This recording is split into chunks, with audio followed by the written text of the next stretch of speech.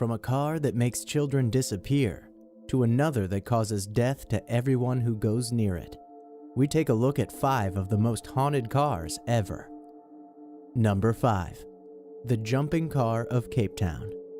It's always a bad sign when your car starts moving on its own. A Cape Town, South African family and their guest found this out the hard way when they woke up to a loud crash in the middle of the night.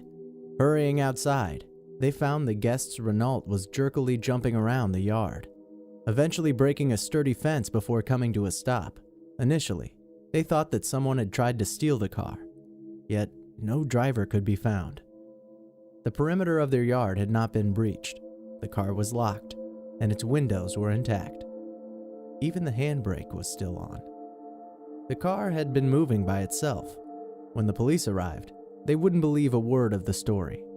That is, until the car ignited itself right in front of the officers. The Renault roared to life and started jumping backwards until a hibiscus tree stopped it. After investigating, the Renault offered the explanation that the events were caused by a rusty starter cable. However, they could not explain the roaring sounds the car supposedly made. Number 4. The Cursed Car of Franz Ferdinand. The assassination of Franz Ferdinand was the final straw in the long-building tension between various European nations and marked the beginning of World War I. According to legend, the car, a 1910 Graf&Stift double Phaeton, itself was so shocked by the events that every single subsequent owner met a violent fate. During the following 12 years, Franz Ferdinand's car saw 15 different owners. During the same time, it was involved in several accidents that led to 13 deaths. One owner, an Austrian general, became insane and died in an asylum.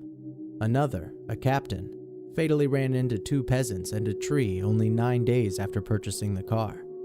Yet another owner committed suicide. And it gets worse.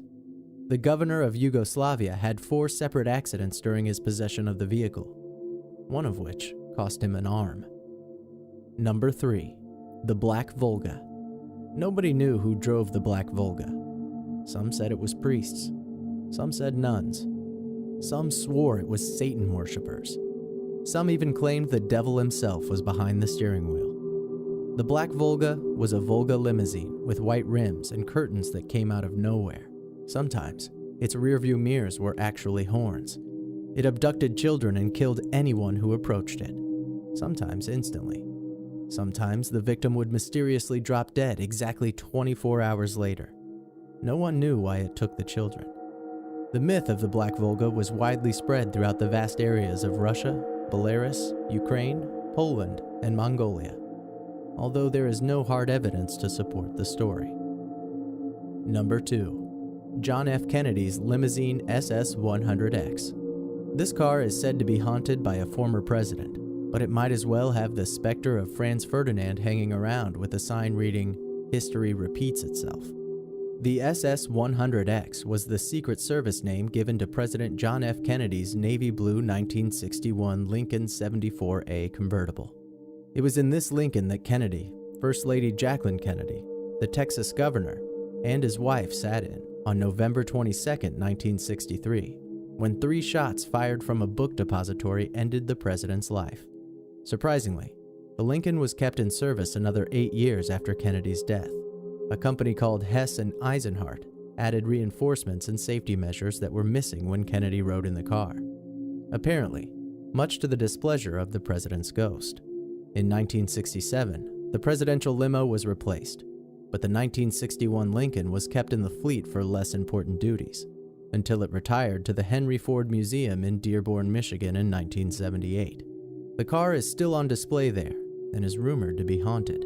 An apparition dressed in gray has been seen standing near the car, especially in late November. Number 1. James Dean's Porsche Spyder. James Dean always had that daydream look in his eyes. He never went out of style, and he was a handsome, talented actor whose promising future was tragically cut short when he died at the peak of his youth. Dean's untimely demise was caused by a traffic accident. He fatally crashed his Porsche 550 Spyder. The remains of the car was purchased by George Barris. the car customizer whose shop would later build the Batmobile for the 1960s TV series and a number of other famous popular culture vehicles. In his possession, the restored Porsche now divided in two, a Lotus Husk powered by the Porsche's restored engine, and the totaled remains of the actual Porsche soon gained a frightening reputation. It was involved in a number of mysterious accidents, at least one of them fatal. Not all of the mysterious situations surrounding the car were on the street or the racetrack either. Once it caught fire in a storage garage. Another time, it mysteriously disappeared. There's one more eerie fact that surrounds Dean's death. His fatal crash was supposedly predicted by fellow actor Alec Guinness, Obi-Wan Kenobi in the original Star Wars trilogy. According to legend, Dean asked Guinness what he thought of the vehicle. Guinness responded with, "If you get in that Porsche, you will be dead next week." Dean died exactly 7 days later.